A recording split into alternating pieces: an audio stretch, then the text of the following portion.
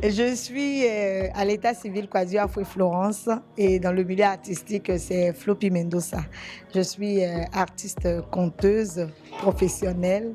Je suis également la présidente de la compagnie Floppy Mendoza, initiatrice du festival Ivoire Graines de Conteur et désormais la directrice de l'espace La Maison des Petites Oreilles. Et puis au passage, troisième prix d'excellence 2025 en art vivant.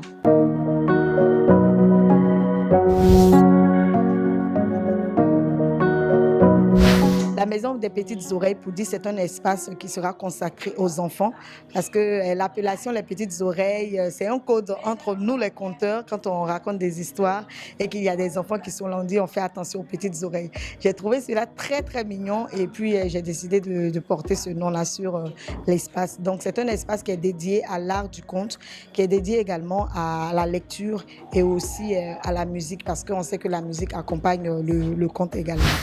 L'idée est née depuis longtemps, depuis 2017 quand j'ai fini ma première tournée.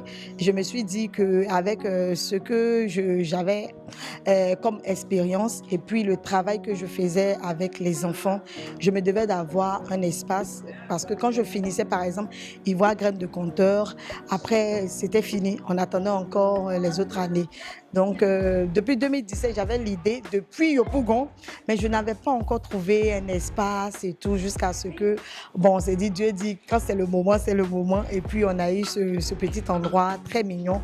Et puis on a dit, bon, on fait de là l'espace pour pouvoir vraiment transmettre pour que si demain quelqu'un cherche Floppy Mendoza, quelqu'un cherche où est-ce que je peux inscrire mon enfant pour l'occuper sainement à travers les récits vocalisés, qu'il pense seulement à la maison des petites oreilles. Concrètement, il y aura plusieurs ateliers, des ateliers d'initiation à la pratique du conte que j'ai appelé Graines de Conteur. Et cet atelier-là, ça sera beaucoup plus pour les enfants, en même temps aussi les parents qui ont envie de aussi raconter des histoires à leurs enfants. Donc, c'est pour travailler l'art du contage, la modulation de la voix, la gestuelle et tout. En tout cas, tous les éléments qui rentrent en ligne de compte quand on veut initier quelqu'un à la pratique du conte.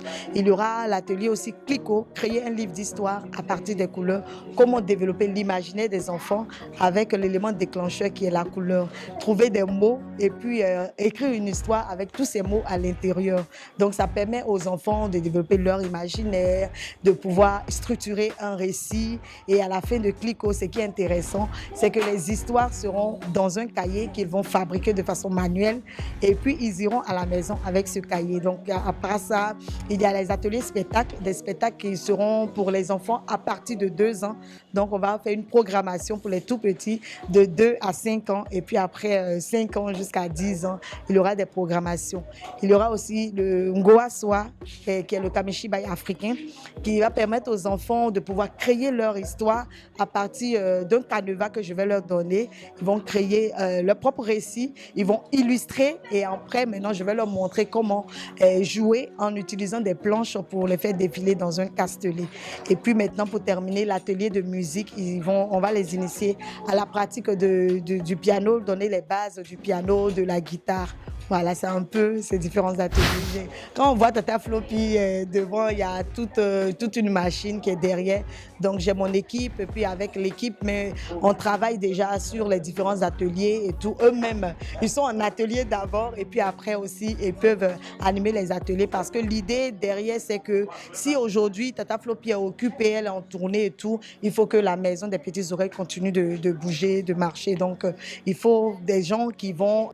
Même, je suis très très contente et vraiment l'espace est ouvert parce qu'une chose est d'avoir un rêve et puis pouvoir le réaliser en est une autre. Et aujourd'hui, je suis tellement heureuse que ce projet que j'ai nourri depuis 2017 voit enfin le jour.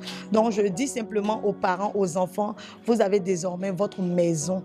La porte est ouverte. Il faut venir si vous avez envie de permettre à vos enfants de passer des moments agréables autour des récits vocalisés pour que les enfants soient eux-mêmes autonomes. Les enfants arrivent à structurer un récit, à pouvoir raconter sans avoir le trac, sans avoir le stress, en tout cas à pouvoir apprendre sur l'art du comptage. Donc j'invite tous les parents qui auront l'information, qui n'ont pas l'information même de venir aux informations. La Maison des Petites Oreilles est ouverte pour tous les parents, tous les enfants. Donc venez, inscrivez vos enfants pour les différents ateliers. Pour terminer, vraiment, je voulais dire merci, merci à toutes les personnes qui me font confiance, tous ces parents, ces enfants qui croient en ce que je fais parce que dans le mois de décembre, organiser un tel événement, en plus le 20, c'était pas évident. Mais avoir près d'une centaine de personnes, c'est déjà un grand acquis. Donc je dis merci à tous ces parents, à tous mes collaborateurs, à tous mes amis, à mon ami Kwame Conteur qui aussi m'a soutenu. Merci à mon équipe. Merci à mes parents, à mes amis et surtout merci à l'homme qui partage ma vie, qui a rendu réel ce projet-là. Ouais.